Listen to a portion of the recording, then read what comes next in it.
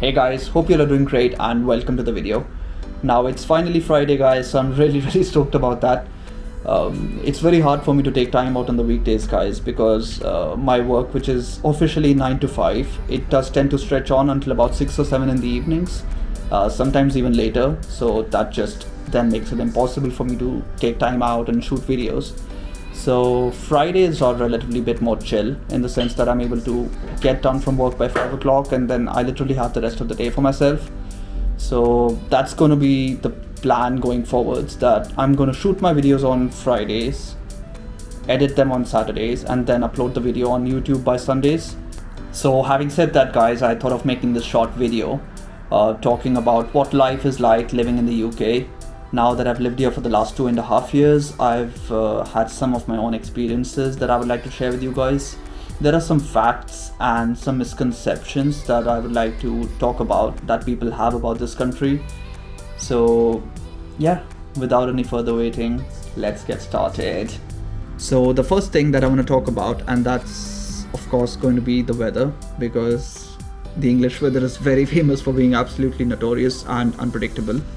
Now why I say that is because it's actually very difficult for you to predict what the weather is going to be like the next day, the day after that, or even next week for that matter. And so you're always relying upon the weather app over here, especially if you're planning a holiday, let's say a month in advance. You literally need to go on the weather app and check if the weather is going to be good at that time or not, and only then you can plan your vacation or your holiday according to that. So yeah, it really is very difficult for staying on top of the weather guys. Now talking about the seasons guys, I would say the summer season is definitely the best over here, mainly because the days are extremely long guys. The sun usually sets around 9:30 p.m. in the evenings, and coming from a place like India, that was quite a shock to me, because just having those few extra hours in the evening, it made a huge difference guys, especially when you would go out for a walk at 8 in the evening, or just go hang out with your friends at about 9 o'clock. There used to be like bright sunshine outside, and so it felt very weird at first, but then obviously you do get used to it later on.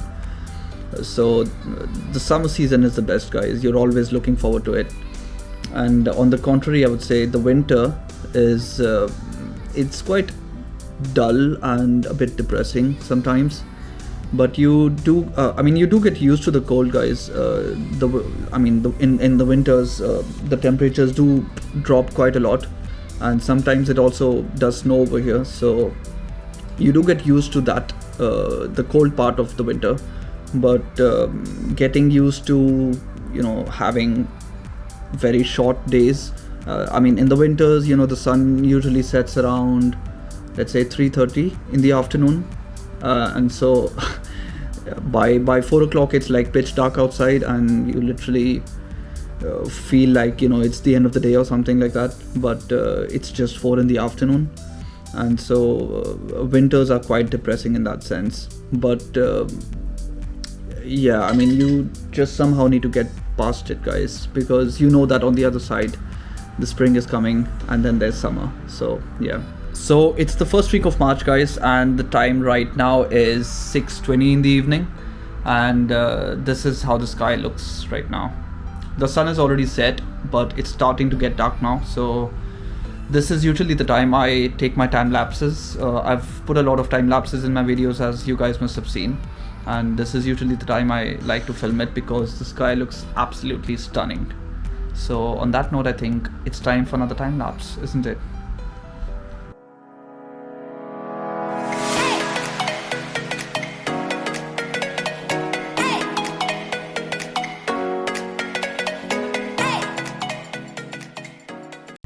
So I hope you guys enjoyed that little sequence right there, because it was quite fun for me to watch as well, to be honest. Now coming over to the second thing that I want to address guys, and that's racism. Now I know it's a very controversial subject, and that a lot of different people tend to have a lot of different views and different experiences as well. And I've had my own fair share of personal experience while I was at university, and although it wasn't quite a big deal, I would say, it's still something that I would like to share with you guys. Now the way it went down for me was, I was out with a couple of my friends back when I was at university, and we had gone to this one pub. And while we were in the pub, I remember I went to the toilet, and there was this one white guy who just followed me in, and he literally like stood next to me, and he started asking me questions like, where I'm from and what am I doing there. And at first, I thought that he's probably just trying to start like a weak conversation or something, but it soon turned into something that I wasn't quite expecting. So I just said that I live in the city center. I'm from Nottingham. I live in the city center, and that I'm doing my masters at the university. And when I said that, he's like, no, that's not what I'm asking. Where are you from originally? So that's when I said that I'm from India, originally from India. And the moment I said that to him, guys, his face like literally changed, and he gave me a very very dirty look, and he started mumbling some things which I didn't honestly quite understand because he was partly drunk. And that was also one of the reasons why I just ignored him and just forgave him for that reason. And I think that's one of the best things that you can do in such a situation, guys. Just ignore the person and just leave that area. That's probably the best thing that you can do, instead of confronting them and arguing with them, because they just come from a completely different mindset, and there's absolutely no point in arguing with those people. So just the best thing that you can do is just ignore them and leave. Apart from that, I would say I've had no issues at all. Like, the past 2.5 years have been absolutely wonderful, guys. All the people over here, they're like very very friendly, very approachable, super polite. Now, talking about from the cashiers in the supermarkets to the taxi drivers, everybody's like absolutely friendly and super polite and approachable, guys. So I've had no issues after that at all. And yeah, it's been absolutely fine. Now, moving on to the next thing that I want to talk about, and that's the job market here. Now, I know this is probably going to be one of the most popular and interesting topics for a lot of you people, especially for those people who are planning to come here for your bachelor's or for your master's.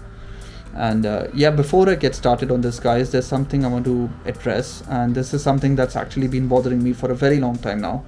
And that's listening to people say that the job market is very saturated here. And a lot of people even ask, why are you even going to the UK in the first place? Why not just apply for the US or Canada or Australia, where you probably have a guarantee of getting a job? And what they say is that you're eventually going to have to come back to your home country. You're just simply not going to find a job over there. It's impossible to get a job. And that's so far from the truth, guys. And just I think the word saturated itself is the wrong word to use in this context. And I would rather say that the job market is more competitive. And why I say that is because the number of jobs or the number of roles that you're applying to is quite less as compared to the number of people who are applying for that same role, considering that you're also competing against the local talent in the country. So that does make things a bit more difficult. But let me emphasize, guys, it's not impossible for you to find a job. If you somehow are able to crack the first few stages of the job application and you somehow do reach the assessment center, that is it, guys. All you need to do is just be yourself, be confident in yourself, and know your stuff, know what you've applied for, and do your own research about that. And I think you should be absolutely fine with the whole process. Now, the only thing that I do want to add on that, guys, is that once you do reach the final stage, which is called the assessment center here in the UK, you realize that you're actually competing against the likes of students from Oxford and Cambridge and Warwick and University of Edinburgh, Imperial College of London, and all the top tier universities basically. So once you realize that you're actually competing against those people, you automatically tend to feel a bit more underconfident in yourself. You start doubting yourself, especially if you're not part of one of those top tier universities. That generally tends to happen, but otherwise you should be fine. So generally the trend is like people do feel a bit more overwhelmed with the whole assessment center process just because of that one reason. And the only thing that I would like to emphasize on, guys, is that just be yourself, just be confident in yourself, and research the position that you've applied for, guys, because that's very absolutely critical, I would say. And just don't fake anything, guys, because the assessors over there are very smart. They'll catch people who are actually, trying to fake something, and that's just simply not advisable at all. And if you keep in mind all of these different things, I think you should be fine, and you'll be definitely able to crack the assessment center. Now, since I'm very hungry, guys, and it's dinner time as well, I'm gonna grab some food, and then I'm gonna get back with this video with the last topic that I want to talk about, and that's gonna be how expensive it is to live in the UK. But before that, I'm gonna put this video on a time lapse, and I hope you guys enjoy it. Let's go.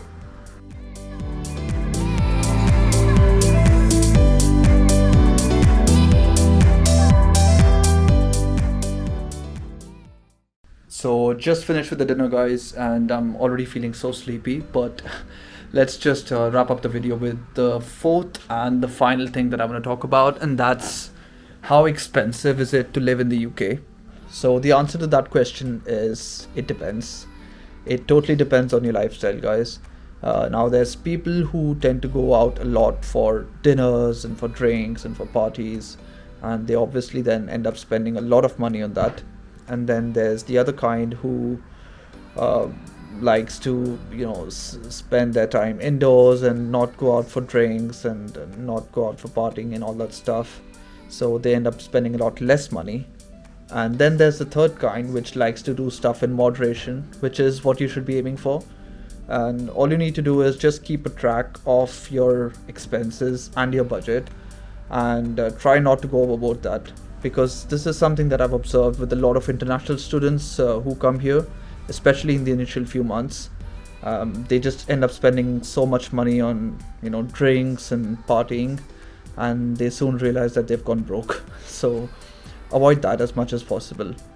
But talking generally about the expenses, guys, I mean, this country is quite expensive, to be honest, but it only seems expensive as long as you're not earning in pounds, because if you're not earning in pounds, you can't afford to pay in pounds. So I can speak for myself, guys. I still remember the first week that I came here, I had to buy this bottle of water back when I was at university. So I went to the supermarket, went to the shelf, picked up this bottle and checked the price on that, and it was, I think, about £1 or something.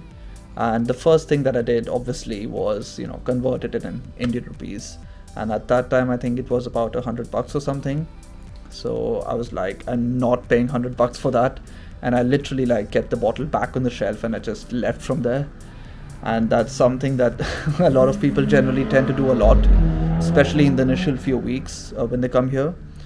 But once you do find a part-time job, maybe at the university or maybe anywhere else, things do start getting a bit more easier, and you're able to afford stuff more easily. So having said that, the country is still quite expensive to live in, but let's say once you do graduate and suppose you're able to find a very good job, things are going to get a lot more easier, because the starting salaries over here are quite high. So you're definitely going to be able to live a very decent life, and you can afford all the luxuries if you want to, but try and avoid as much as possible to go overboard, and always keep track of your expenses and your budget, and you're going to be fine. So that's it for this video, guys. I hope you guys found it useful. If you did, please give it a thumbs up, share it with all those people who you think might benefit from this video, and if you aren't subscribed to the channel, guys, please go ahead and click subscribe. And yeah, I'm pretty dead now, so I'm gonna go get some rest, and I guess I'll catch you all in the next one then. Cheers.